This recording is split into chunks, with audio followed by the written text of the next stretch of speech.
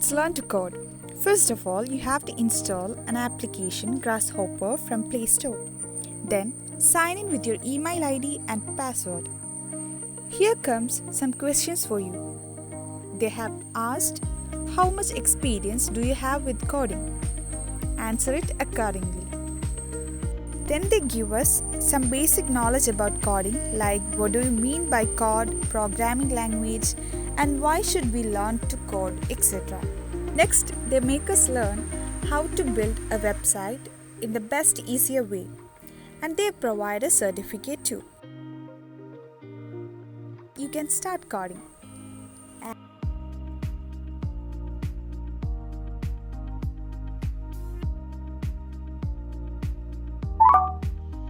It's that simple, right?